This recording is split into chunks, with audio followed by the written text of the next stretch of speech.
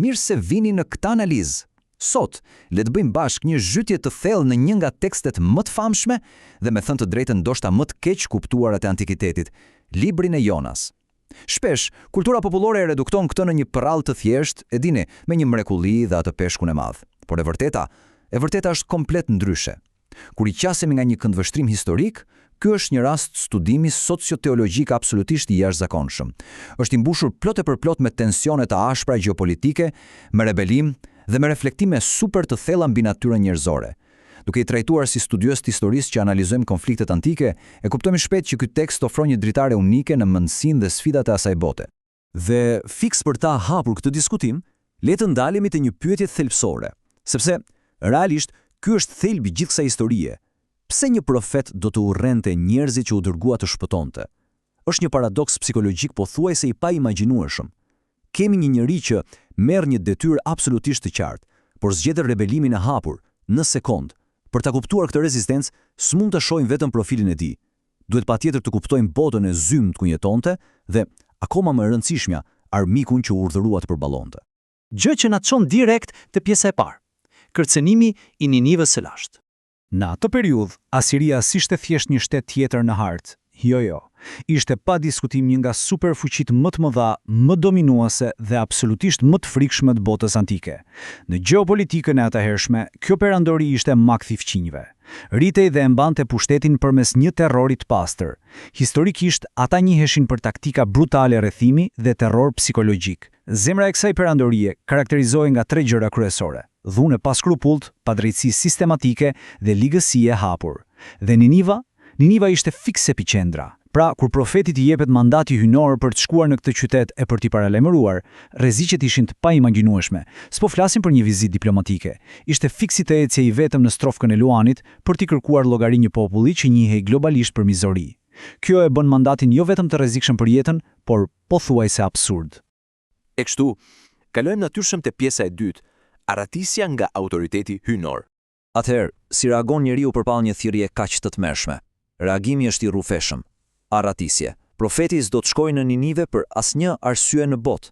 Në vend që të bindet, ai bën atë që mund të bënte çdo kus në atë lloj paniku, hip në një anije drejt një destinacioni gjeografikisht krejt të kundërt. Ky është një shembull perfekt i rezistencës njerëzore. Është krejtësisht instinktive. Kur përballemi me diçka që na tmerron, instinkti primar është t'ia mbathim. Por, dhe këtu qëndron një vërtet shumë e mprehërt, mund të largohemi fizikisht, por s'mund t'i ikim kur autoritetit apo pranisë së Perëndisë. Burimet theksojnë fort se arratisja gjeografike nuk e anulon detyrën. Në histori, shpesh njerëzit përpiqen të shmangin përgjegjësitë e rënda, por ky tekst tregon se distancimi fizik nuk e fshin as detyrimin moral dhe as ato hynor. Arratisja është thjesht një iluzion. Dhe siç ndodh gjithmonë me iluzionet, ato thyhen dhe thyerja sjell pasoja. Jemi te pjesa e tretë, pasojat në stuhin. Historia këtu prezanton një koncept shumë praktik. Shmangja e qëllimshme e përgjegjësisë sjell gjithmonë pasoja katastrofike. S'kemi të bëjmë me një rebelim që ndodh në ajër të pastër. Veprimet e një individi, sidomos kur braktis një detyrë me peshë, krijojnë valë që godasin rëndat përreth. Le të shohim hapat. E para, hipja në anije për t'u larguar. Kjo është zgjedhja fillestare, totalisht e lirë. E dyta, stuhia e madhe. Ndërsa ai mendon se ja hodhi paq, vetë natyra duket se ngrihet kundër këtij rebelimi. Kjo stuhi masive tregon se mosbindja e tij po rrezikonte direkt jetën e çdo marinari të pafajshëm aty. Dhe e treta, gëlltitja në errësirë. Pasi hidhet në det për të shpëtuar ekuipazhin, ai gëlltitet nga një fenomen i frikshëm.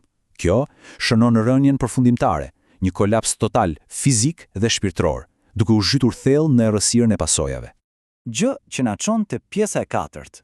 Shfaqja e një mundësie të dytë. Ajo që ndodh më pas është vërtet e jashtëzakonshme. Fiks në këtë pikë fundore, historia merr një kthes.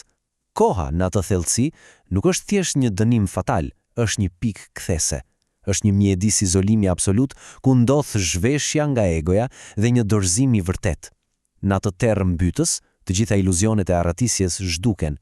Ai thot, në ankthin tim i thirra Zotit dhe ai mu përgjegj. Ky është ndoshta një nga momentet më të rëndësishme analitike të gjithë ngjarjes. Teksti thekson se pendimi i sinqert shpesh ndodh eksaktësisht në thellësitë e dëshpërimit të pashpresës. Është një dinamike e çuditshme, qartësia dhe shpëtimi i vijnë fiks atëherë kur rrethanat janë absolutisht në errësirë. Rilindja kërkon para së gjithash një thyerje totale. Pra, mësimi i madh këtu është se Perëndia prezantohet si një perëndi i mundësive të dyta. Burimet portretizojnë një hyni që nuk nxiton të ta zgjësojë në gabimin e parë. Përkundrazi, ofron një hir të pamerituar dhe rinovon mandatin fiks aty ku ndodhi dështimi i madh. Edhe pas rebelimit më kokfort, pasi ndodh pendimi, thirrja përsëritet, misioni rikthehet. Kjo sfidon totalisht atë idenë e sotme të një force thjesht ndëshkuese, duke theksuar një kapacitet të pakufishëm për të restauruar ata që kanë gabuar. Dhe tani kalojmë te pjesa e 5, transformimi shoqëror përmes mëshirës. Le të shohim çfarë ndodh kur mandati më në fund realizohet. Pasi mbijeton në thellësi, profeti shkon pa hezitim në Ninive, dhe rezultati? Absolutisht radikal dhe krejtësisht i paprecedent në historinë gjeopolitike. Kujtojmë, po flasim për armiq të betuar djepin e dhunës. E megjithatë reagimi ndaj këtij paraemrimi është tronditës. Këtu ndodh një pendim total, një lëvizje nga lart poshtë. Nga vetë mbreti asirian e deri te qytetarët e thjesht, ata agjërojnë masivisht, kërkojnë falje me dëshpërim dhe më e rëndësishmja nga të gjitha, heqin dorë konkretisht nga ligësia e tyre. Për një analist të shosh një superfuqi historikisht brutale që çmonton vullnetarisht mekanizmat e saj të dhunës prej një mesazhi moral është thjesht mahnice. Si ishte një manovër sipërfaqësore politike, ishte një tronditje thelbësore, një ndryshim moral i gjithë atij aparati shtetëror. Kjo ngjarje historike çon direkt te teza thelbësore dhe shumë optimiste e këtij teksti antik. Asnjë person dhe asnjë komb nuk është kurrë shumë larg mëshirës. Transformimi i pabesueshëm i Ninivës tregon qartë se pendimi i vërtet, kur është gjerësisht i përhapur, shërben si një katalizator tepër i fuqishëm për një transformim të plot shoqëror. S'ka asnjë rëndësi se sa e gjakatar ishte e kaluara e atij kombi, apo sa i korruptuar ishte sistemi i tyre.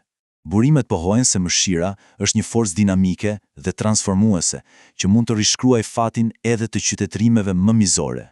Dhe kështu arrim te pjesa e 6, konflikti i brendshëm i profetit. E po fiks kur mendojmë se arritëm një fund të lumtur e të ekuilibruar, gjithçka përmbytet sërish. Logjikisht, pas një suksesi të tillë ku një komb i tërë shpëtohet nga shkatrimi, e lajmëtari duhet fluturonte nga gëzimi, por ndodhe kundërta. Burimet na zbulojnë një reagim thellësisht të hidhur. Shpëtimi i Ninivës kthehet në katalizatorin e zemërimit më të errët të profetit. Për ta kuptuar këtë disonancë, le të shohim këtë kontrast të jashtëzakonshëm. Zemra e njeriut e vendosur përballë zemrës së Perëndisë. Profeti kërkonte drejtësi absolute, strikte, pa asnjë pikë mëshire. Ai vinte nga një komb që i kishte vuajtur në kurriz dhunën asiriane. Donte akmarrje. Ai priste që abuzuesit më në fund të digjeshin, por në kontrast total, drejtimi hynor manifeston dëmshuri dhe një gatishmëri të pakufishme për falje.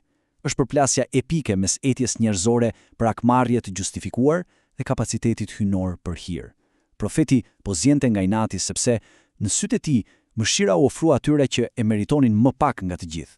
Dhe arsyeja pse kjo dramë komplekse gjeopolitike nga një e kaluar kaq e largët ka kaq shumë rëndësi sot, është sepse lidhet në mënyrë perfekte me ne. Ajo pasqyron me saktësi prirjet tona të vazhdueshme njerëzore. Betejat tona më të thella moderne duken qartë si një pasqyrë në këtë tekst. Njerëzit e sotëm vazhdojnë sistematikisht të luftojnë me bindjen, i ikin vazhdimisht përgjegjësisë dhe ndoshta pika më kritike e kanë pothuese të pamundur të tregojnë mëshirë ndaj të tjerëve. Psikologjikisht është shumë më e lehtë dhe kërkon më pak përpjekje ti mbash inat apo paragjykim një grupi tjetër se sa të tregosh shirë. Shpesh njerëzimi mezi pret rënien atyre që i quajnë armiq, fiksashtu si profeti lashtë, duke harruar totalisht se mëshira universale ofrohet pavarësisht kufive të ngushtë të simpatisë sona njerëzore.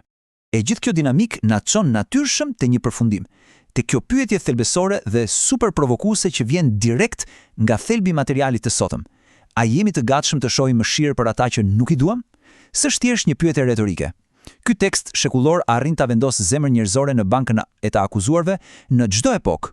Na shtyn të hulumtojmë me veten nëse mund ta zgjerojmë dëmshurinë edhe për ata që i kemi etiketuar rreptësisht si armiq. Është një dilemë e parehatshme që, përmes këtij studimi historik, vazhdon të kërkojë një përgjigje.